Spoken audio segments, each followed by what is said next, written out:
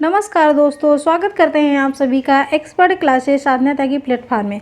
दोस्तों, आज की आपकी क्लास होगी सीडीपी की क्लास, जिसमें हम 15 प्रश्न कराने वाले हैं। जो प्रश्न आपके सीटेट एग्जाम में पूछे जाते हैं और पेडागॉजिकल कॉन्सेप्ट यहाँ पर क्लियर होंगे। यहाँ पर जो भी प्रश्न यहाँ पर रहेगा सब पेडागॉजी के प्रश्न रहेंगे। तो चलिए आज की क्लास को स्टार्ट करते हैं। आज का अपना पहला प्रश्न है जो कि बहुत ही ज़्यादा इम्पॉर्टेंट है। ठीक है, तो एक कॉपी और एक पेन ले लीजिए। जो भी आपको यहाँ पर इम्पॉर्टेंट फैक्ट दिखें उसको आप नोट कर सकते हैं। तो पहला प्रश्न यहाँ पर पूछा गया है कि आवश्यकता का पदानुक्रम सिद्धांत किसके द्वारा प्रतिपादित किया गया था। आवश्यकता का पदानुक्रम सिद्धांत कभी कभी पूछता है एग्जाम में। और एक प्रश्न यहाँ से और बनता है कि पदानुक्रमिक सिद्धांत किसके द्वारा प्रतिपादित किया गया है। तीसरा प्रश्न आपका बनेगा कि मैस्लो के अभिप्रेरणक सिद्धांत को क्या कहा जाता है। ठीक है, मैस्लो के अभिप्रेरणा सिद्धांत को क्या कहा जाता है। तो यहाँ पर अगर पूछा जाए आवश्यकता का सिद्धांत, पदानुक्रमिक सिद्धांत और मैस्लो के अभिप्रेरणा सिद्धांत को क्या कहा जाता है, तो यहाँ पर सभी का आंसर क्या आ जाएगा, मैस्लो जाएगा। ठीक है, क्या जाएगा, मैस्लो जाएगा। क्योंकि यहाँ पर आपका आंसर निकल के आ रहा है। अगर पूछा जाता है कि मैस्लो के अभिप्रेरणा सिद्धांत को क्या कहा जाता है, तो आवश्यकता का सिद्धांत कहा जाता है। क्लियर, यानी प्रश्न को आप अपोजिट कर दो, चेंज कर दो, तो जो है आपका उत्तर निकल के आ जाएगा। और यहाँ पर है कि आवश्यकता का पदानुक्रम सिद्धांत किसके द्वारा प्रतिपादित किया गया, तो मैस्लो के द्वारा प्रतिपादित किया गया। ठीक है, और ये भी बताया जाता है कि मैस्लो के अभिप्रेरणा सिद्धांत को कितने भागों में बांटा गया है। एक प्रश्न यहाँ से बनता है, तो आप सभी प्रश्नों का आंसर यहाँ पर आपको मिलना है। तो 5 भागों में बांटा गया है। ठीक है, कितने भागों में, तो 5 भागों में। यहाँ पर हम आपको थोड़ा सा ट्रिक से बताने वाले हैं, बहुत ज़्यादा ट्रिक भी नहीं लगेगी, बस थोड़ा सा हिंट कि जिससे एग्जाम में आप इतना याद नहीं कर सकते हो, तो थोड़ा सा वहाँ पर आप ध्यान दीजिए। तो यहाँ पर है सासु आई, ठीक है, सांस आई, सांस आई।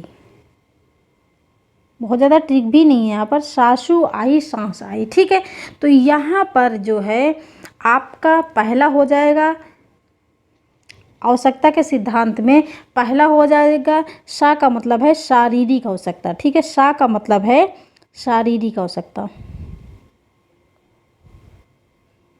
शारीरिक आवश्यकता। ठीक, सा का मतलब शारीरिक आवश्यकता और सु का मतलब यहाँ पर सुरक्षा की आवश्यकता, सुरक्षा की आवश्यकता। ए मतलब जानिएगा कि सा का मतलब है शारीरिक आवश्यकता और सु का मतलब है सुरक्षा की आवश्यकता। ठीक, यहाँ तक आपका आवश्यकता में जाएगा। और यहाँ सा का मतलब, इस सा का मतलब है सम्मान की आवश्यकता, इस सा का मतलब है सम्मान की आवश्यकता, सम्मान की आवश्यकता। और इस सा का मतलब है समाज की आवश्यकता, समाज की आवश्यकता। ठीक है, और यहाँ पर जो आ का मतलब है, आ का मतलब क्या है, तो आ का मतलब है आत्मानुभूति की आवश्यकता, आत्मानुभूति की आवश्यकता। इस जो आई यहाँ पर है सासु आई, इस आई को छोड़कर बाकी सब आपको ट्रिक में थोड़ा सा काम करेगा। तो इसको जो है, इस सा का मतलब है शारीरिक आवश्यकता, सु का मतलब सुरक्षा की आवश्यकता, सा का मतलब सम्मान की आवश्यकता और सा का मतलब है समाज की आवश्यकता और आ का मतलब है आत्मानुभूति की आवश्यकता। क्लियर, तो बस छोटे से मतलब खुद बनाए हैं इसको। आप जो है इसको इस तरह लगाओगे तो आप इसका आंसर आसानी से निकाल सकते हो। फिलहाल यहाँ पर आपका पहला विकल्प लॉक हो जाएगा, मैस्लो। ठीक, प्रश्न नंबर 2 है कि वाइगोत्स्की के संज्ञानात्मक विकास के सिद्धांत को क्या कहा जाता है। क्योंकि वे तर्क देते हैं कि बच्चों का सीखना संदर्भ में होता है। बच्चों का सीखना कहाँ होता है। लेव वाइगोत्स्की के संज्ञानात्मक विकास के सिद्धांत को क्या कहा जाता है, तो सामाजिक सांस्कृतिक विकास का सिद्धांत कहा जाता है। क्योंकि वे तर्क देते हैं कि बच्चों का सीखना सामाजिक सांस्कृतिक संदर्भ में होता है। क्लियर, कि लेव वाइगोत्स्की कहते हैं कि बच्चे का जो विकास होता है वो समाज में होता है। उनका कहना है कि बच्चों का विकास जो है वो समाज में होता है। जैसे बच्चे एक दूसरे बच्चों के साथ मिलते हैं, समाज के बच्चों के साथ मिलते हैं, उनका विकास होता है। क्लियर? तो यहाँ पर हो जाएगा सामाजिक सांस्कृतिक विकास से। प्रश्न नंबर तीसरा है, अगर अभी तक आपने वीडियो को लाइक नहीं किया है तो लाइक कर दीजिए। अगर आप चैनल को पहली बार वॉच कर रहे हैं तो चैनल को सब्सक्राइब जरूर कर दीजिए और वीडियो को शेयर कर दीजिए। क्वेश्चन नंबर तीसरा है कि बच्चे प्रभावी रूप से सीखते हैं जब, बच्चे तभी सीखेंगे जब आप क्या करेंगे, वे पाठ्य पुस्तक में दिए गए तथ्यों को याद करते हैं, श्याम पट पर अध्यापक के द्वारा लिखे गए उत्तरों की नकल करते हैं, वे विभिन्न गतिविधियों एवं कार्यों में सक्रिय रूप से भाग लेते हैं, शिक्षक कक्षा में होने वाली घटनाओं व बच्चों को पूर्ण रूप से नियंत्रित करता है। तो सबसे पहले तो आप ये जानिए कि ऑप्शन को काटना सीखो। आप क्या करोगे, ऑप्शन को काटना सीखो, यानी कि कैसे आप ऑप्शन को काटते हो तो आपका जो मेन आंसर है वो निकल के आता है, यानी कि ऑप्शन आंसर को आप टिक करना सीखो। तो सबसे पहले एनसीएफ 2005 जो है वो याद करने, नकल करने, नियंत्रित करने, निर्देशित करने, आज्ञा देना, इस सभी को क्या करता है, अवॉइड करता है, यानी कि मना करता है।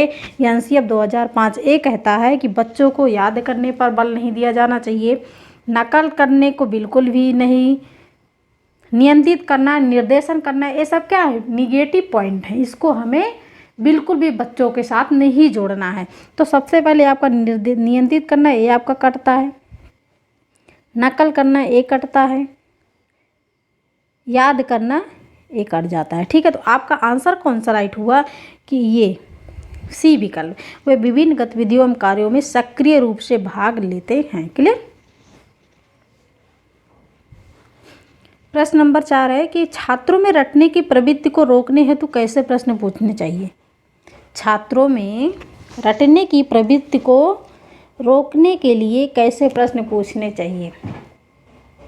अगर आप 10th और 12th का एग्ज़ाम दिए होंगे तो आपको अच्छी तरह पता है कि बच्चे खूब रटते थे। अगर एग्ज़ाम आ जाता था तो खूब रटते थे, पूरी रात रटते थे। हमें क्या लघुत्तरीय प्रश्न याद करना है, दीर्घोत्तरीय प्रश्न याद करना है, हमें निबंध याद करना है।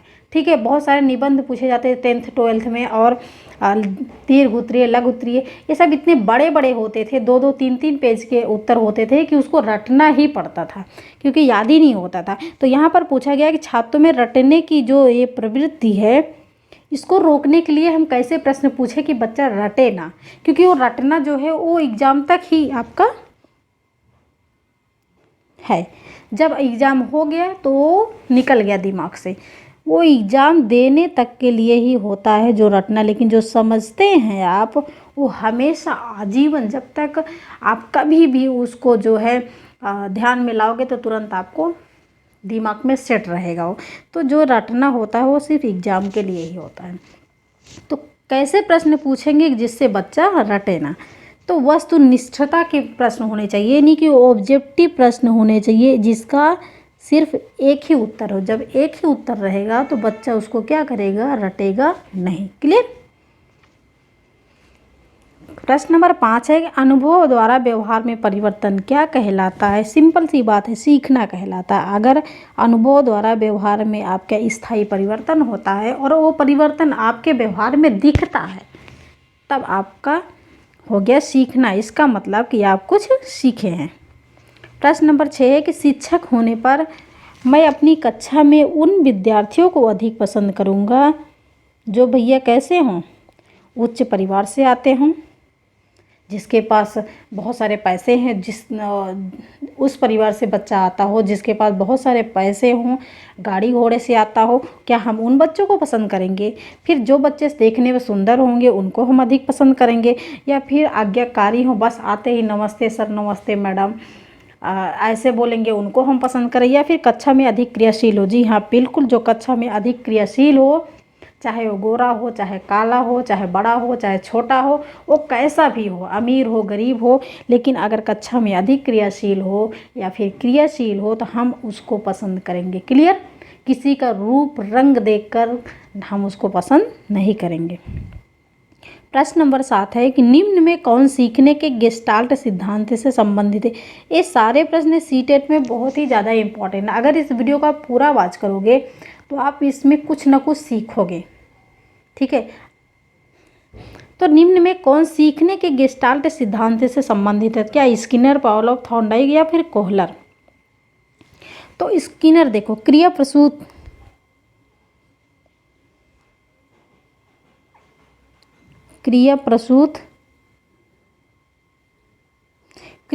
सिद्धांत किसने दिया? स्किनर दिया है। पावलोव शास्त्रीय अनुबंधन सिद्धांत,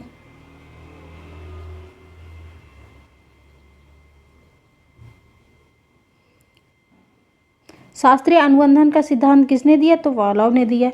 थॉर्नडाइक प्रयत्न एवं भूल का सिद्धांत, यानी कह सकते हैं आप प्रयास एवं त्रुटि का सिद्धांत।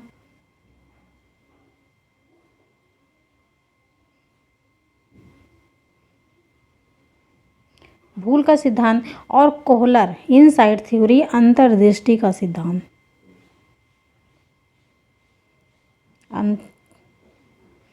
अंतर्दृष्टि का सिद्धांत किसने दिया?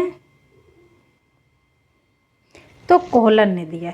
तो देखिए, ये सभी क्रिया प्रसूत का सिद्धांत, शास्त्रीय अनुबंधन सिद्धांत, प्रयत्न एवं भूल का सिद्धांत, ये जो है किसने दिया? स्किनर, पावलोव और थॉर्नडाइक ने दिया। जो कोहलर हैं वो सीखने के गेस्टाल्ट सिद्धांत के जनक हैं, क्योंकि गेस्टाल्टवादी हैं कोहलर। अब पूछा जाता है कि गेस्टाल्टवादी कौन है, तो जो मेन है गेस्टाल्टवादी वो है वर्दाइमर, ठीक है, वर्दाइमर है, ठीक है। गेस्टाल्टवादी कौन है? वर्दाइमर है। लेकिन गेस्टाल्ट से संबंधित कौन है? तो कोहलर, कोपफा और वर्दाइमर है। तो यहाँ पर इसलिए इसका आंसर जाएगा गेस्टाल्ट, सीखने के गेस्टाल्ट सिद्धांत से संबंधित कौन है? तो कोहलर है, क्योंकि इनसाइट थ्योरी कोहलर ने ही दी थी। प्रश्न नंबर 8 है कि जीन पियाजे के संज्ञानात्मक विकास को कितने भागों में बांटा गया है? सभी को पता है कि जीन पियाजे के संज्ञानात्मक विकास को 4 भागों में बांटा गया है। कितने भागों में? तो 4 भागों में बांटा गया है। संज्ञानात्मक विकास के जनक कौन है? जीन पियाजे हैं। और जीन पियाजे के संज्ञानात्मक विकास को 4 भागों में बांटा गया है। तो यहाँ पर आंसर हो जाएगा ए, 4 भाग, 4 चरणों में। क्लियर? अभी आगे और देखेंगे आप। सामाजिकरण की प्रक्रिया में अनुकरण को उपयोगी तथा विकासात्मक बनाने के लिए आवश्यक तत्व है। सामाजिकरण की प्रक्रिया में अनुकरण को उपयोगी बनाने के लिए, ठीक है। अनुकरण का मतलब होता है तालमेल बैठाना। वो अनुकरण की बात नहीं की जा रही है जो नकल करना, ठीक है। उस अनुकरण की यहाँ पर बात नहीं की जा रही है। यहाँ पर बात की जा रही है कि समाज के नियमों में तालमेल बैठाना जो है सामाजिकरण कहलाता है। और अगर हम समाज के नियमों के साथ, क्योंकि समाज के नियमों में बंधे हैं, अगर हम समाज में हैं तो समाज के नियमों में बंधे हैं, समाज के नियमों में तालमेल बैठाकर ही हमारे जो है सामाजिकरण का विकास होगा। तो उसके लिए आवश्यक क्या है? परिवार एवं पड़ोस, ठीक है। प्रश्न नंबर 10 है कि बाल अध्ययन का पितामह कौन है? बाल अध्ययन के जनक भी पूछ सकता है, बाल अध्ययन का पितामह भी पूछ सकता है। तो लगाइए आप सी विकल्प, स्टैनले हॉल को। प्रश्न नंबर 11 है कि एक अच्छा अध्यापक विद्यार्थियों के मध्य बढ़ावा देता है प्रतियोगिता की भावना का, सहयोग की भावना का, प्रतिद्वंदिता की भावना का, या फिर तटस्थता की भावना का। तो एक अच्छा अध्यापक विद्यार्थियों के मध्य जो बढ़ावा देगा वो देगा सहयोग की भावना का। अगर एक अध्यापक बच्चों के साथ सहयोग करेगा तो बच्चा जो है हर क्षेत्र में अव्वल निकलेगा, ठीक। प्रश्न नंबर 12 है कि पियाजे के संज्ञानात्मक विकास के अनुसार संवेदी गामक अवस्था है, संवेदी क्रियात्मक अवस्था है। क्लियर? पियाजे से एक प्रश्न बहुत ज़्यादा बनता है स्कीमा, क्योंकि पियाजे में स्कीमा है। और स्कीमा क्या है ये प्रश्न बनता है। तो स्कीमा देखो हम आपको बता रहे हैं, थोड़ा सा हम अलग जाते हैं कि स्कीमा का मतलब होता है कि जब हम किसी चीज़ को देखते हैं पहली बार और अपने दिमाग में धारण कर लेते हैं कि अगर हम दूसरी बार इस चीज़ को देखेंगे तो हम पहचान लेंगे। एग्जाम्पल हम आपको बता रहे हैं, जैसे हम किसी लड़कियों को देखते हैं कि वो लड़की ये तो बहुत सुंदर है, मुझे देखने में दिख रही है कि बहुत सुंदर है। जब हम अगली बार देखेंगे इसको तो पहचान लेंगे, जब हम उसको नेक्स्ट टाइम देखते हैं तो उसको पहचान लेते हैं कि यार इसको तो मैं कहीं देखी थी, कहाँ देखे थे, ये मुझे याद नहीं आ रहा है। उसका चेहरा याद आ रहा है लेकिन ये नहीं याद आ रहा है कि हम कहाँ देखे थे। वही आपका स्कीमा है कि अगर किसी चीज़ को एक बार देख लो और अपने दिमाग में उसको धारण कर लो कि अगर दोबारा देखेंगे तो उसको हम याद रखेंगे, तो यही आपका क्या है, यही आपका स्कीमा है। क्लियर। तो जब भी आपको ऐसे प्रश्न आए, चाहे वो इंसान से आए, चिड़िया पक्षी या किसी चीज़ से आए, तो आप इसको लगा दीजिएगा। और यहाँ पर है पियाजे के संज्ञानात्मक विकास के अनुसार संवेदी क्रियात्मक अवस्था होती है तो जन्म से 2 वर्ष, संवेदी गामक अवस्था जन्म से 2 वर्ष, पूर्व संक्रियात्मक अवस्था 207 वर्ष, मूर्त संक्रियात्मक अवस्था 7 से 11 वर्ष और अमूर्त संक्रियात्मक अवस्था 11 से 16 वर्ष, यानी कि 11 से ऊपर। क्लियर। प्रश्न 13 है कि समस्यात्मक बालक किसे कहते हैं। सिंपल सी बात है, समस्यात्मक बालक उसे कहेंगे जो हर जगह समस्या खड़ी कर दे, वही है समस्यात्मक बालक। ठीक है। कुसमायोजित को, निम्न बुद्धि लब्धि वाले को, एकांकी को, समस्या समाधान करने वालों को, ए ऑप्शन आपका कट जाता है। एकांकी को ए भी कट जाता है, निम्न बुद्धि लब्धि वाले ए भी कट जाता है।